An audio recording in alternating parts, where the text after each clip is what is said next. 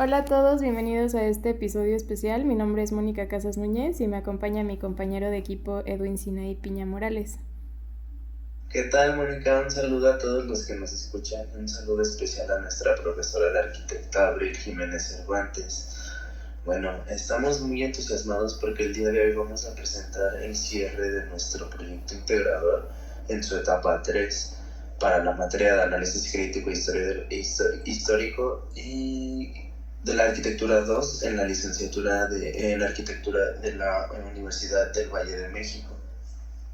Así es, Edwin. En las etapas previas nos dedicamos a recorrer y analizar la arquitectura moderna dentro de la emblemática colonia Nonoalco-Tlatelolco. Sin embargo, para esta entrega dimos un paso clave: identificar las manifestaciones de la arquitectura posmoderna dentro de esta zona y sus colindancias inmediatas. Para cumplir con esta etapa, nos dedicamos a seleccionar 5 edificios representativos que trazamos en nuestro mapa urbano. Tomamos en cuenta la Torre Insignia, el Centro Cultural Universitario Tlatelolco, CCUT, la Torre de Coahuila, el Conjunto Habitacional Presidente Juárez y el Senado de la República. Cabe mencionar que de estos 5 edificios que hemos elegido, no todos son completamente posmodernos y muchos verán que no coinciden tal cual con la época en la que se dio el posmodernismo. Muchos de ellos son modernos. Sin embargo, a partir de el sismo del 85 sufrieron modificaciones y algunos otros también sufrieron adaptaciones porque ya no expresaban lo que la sociedad necesitaba en ese momento. Entonces, estos son los cambios que nosotros hemos tomado en cuenta para determinar si un edificio cumple con las características del posmodernismo o no lo hace.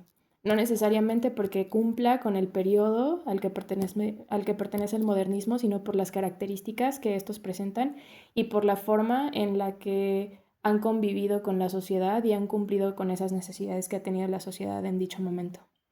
Durante los próximos minutos vamos a debatir sobre 2 ejes fundamentales que la profesora nos planteó para este trabajo. Primero, el espacio construido y la convivencia entre la modernidad y el posmodernismo. Y después, la gente que lo usa. Vamos a reflexionar aquí sobre el impacto social, también el uso del suelo y la apropiación comunitaria.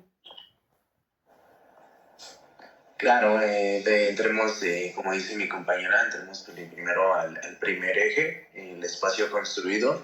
Bueno, Mónica, mi compañera, cuando pensamos en Nonoalco Tlatelolco, a todos pues creo que se nos vendría en la mente el gran proyecto funcionalista de Mario Pani, concebido a mediados del siglo XX bajo el rigor del estilo internacional. Pero cuando caminamos hoy por sus calles es evidente que el entorno no es estático. Te pregunto, ¿tú cómo percibes el choque o la tensión entre esa arquitectura moderna rígida y los ejemplos posmodernos que pues, nos tocó seleccionar? Pues fíjate que es una tensión muy interesante, Edwin. La arquitectura moderna creo que buscaba la eficiencia, la producción en serie y era muy sobria. El famosísimo menos es más. Sin embargo, edificios como la Torre Insignia o la Torre Coahuila, aunque nacieron en la etapa de transición hacia la densificación, ya mostraban una búsqueda de identidad plástica. La forma en prisma triangular de la Torre Insignia, con el carrillón en la punta, no es una simple caja de cristal neutra, es un hito monumental que busca dialogar con la ciudad a una gran escala.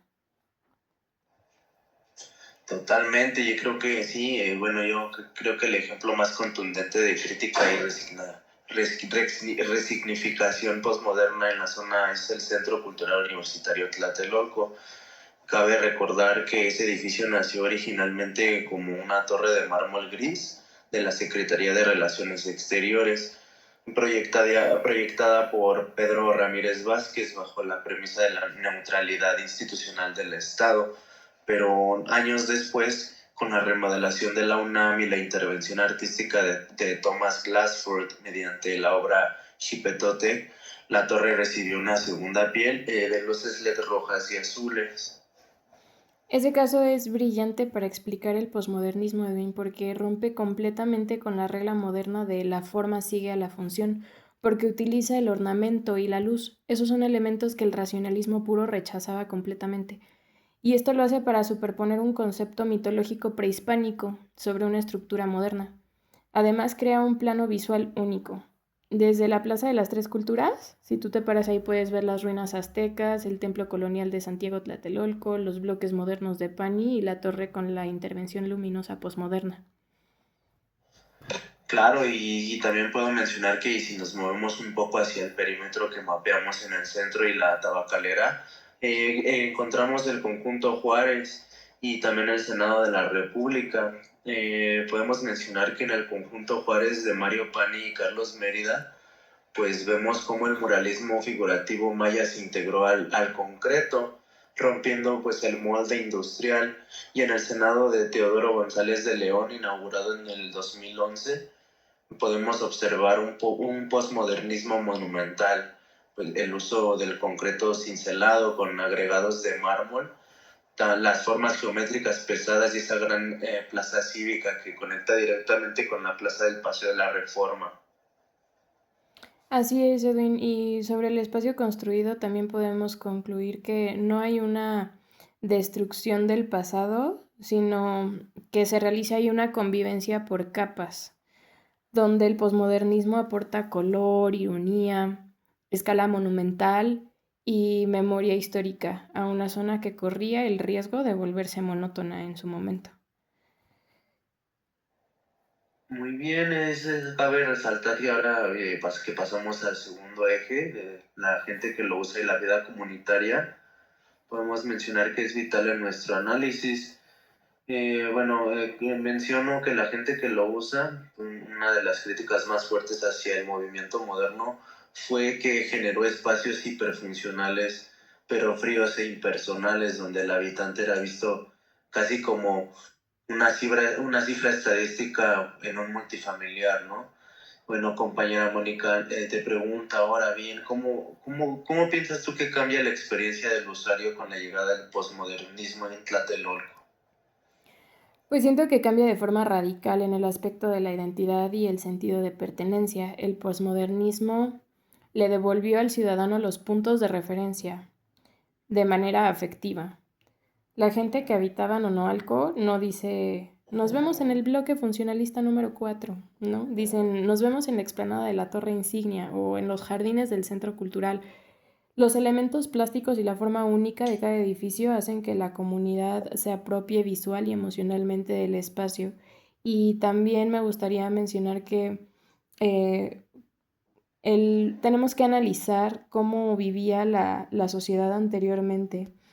La sociedad que llegó allí en los tiempos del modernismo eran personas que trabajaban en el centro con la industrialización que se estaba dando en ese sitio y por eso Tlatelolco era eh, un sitio tan estratégico, porque allí había espacio para poder realizar estos conjuntos tan grandes habitacionalmente. También pudieron desarrollar espacio público, hospitales y tenían la facilidad del transporte que comunicaba hacia el centro.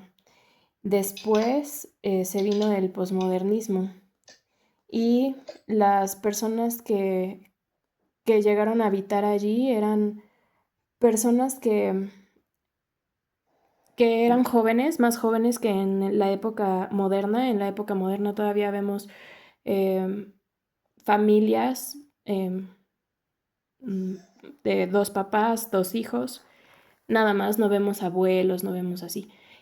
Y ahora con el posmodernismo buscamos, bueno, la sociedad de ese momento busca una expresión más individualista y llegan personas más jóvenes a habitar estos espacios. Sí, bueno, la verdad sí coincido al 100% con lo que dices, Mónica. Bien, bueno, fíjate que aquí también entra un concepto fundamental. Podríamos mencionar la reconvención del uso del suelo y la democratización del espacio. Puedo mencionar que pues, el Centro Cultural Universitario de Tlatelolco es la prueba viva de cómo la arquitectura postmoderna es capaz de curar o reciclar la ciudad, ¿no? Pensemos en lo que era antes, Podemos mencionar la torre de Cancillería, era un monolito burocrático, inaccesible, rodeado de rejas y filtros de seguridad, pensado solo para pues, el trámite diplomático, ¿no? Y la representación del Estado. El vecino común caminaba a su lado y pues solo veía un bloque de mármol gris imponerse sobre la banqueta. Menciono que cuando la UNAM toma el inmueble y lo reinterviene, no solo cambia la fachada con la iluminación de Glassford, cambia radicalmente la ocasión del suelo. El espacio privado e institucional se abre para volverse 100% público. La planta baja y las explanadas pasaron de ser pasillos de control a plazas de libre tránsito. Los pisos que alojaban escritorios burocráticos se convirtieron en el Museo M68, en la colección Stavenhagen de arte prehispánico, en salas de cine, biblioteca, talleres artísticos para niños de la colonia y galerías comunitarias. O sea, es decir, pues la arquitectura postmoderna no necesitó demoler el edificio moderno para vencer su hermetismo, ¿no? Lo reconvirtió desde adentro. O sea, transformó una caja sorda de gobierno en un nodo de encuentro cívico y memoria histórica que hoy le da aire y vida y cultura a los vecinos de Nonualco en Tlatelolco. Justamente, Edwin, también me gustaría mencionar que sobre el espacio construido, vemos que no hay una deconstrucción del pasado, sino una convivencia por capas, donde el posmodernismo aporta color, ironía, escala monumental y memoria histórica a una zona que corría el riesgo de volverse monótona en ese momento. También me gustaría mencionar que ya pasando al siguiente bloque, para ir cerrando nuestro podcast, que sería el bloque 4, me gustaría que reflexionemos sobre lo que este trabajo nos aporta como futuros arquitectos formados en la UVM. Sí, definitivamente, compañera Mónica. O sea, pues este análisis nos demuestra que diseñar no es solo trazar líneas estéticas en un plano o renderizar volúmenes caprichosos. Debemos de entender el posmodernismo en Tlatelolco. Pues, nos ha enseñado que los edificios tienen pues, un compromiso directo con la memoria del sitio, ¿no? Y con las dinámicas humanas de quien los ha habitado durante el paso del tiempo.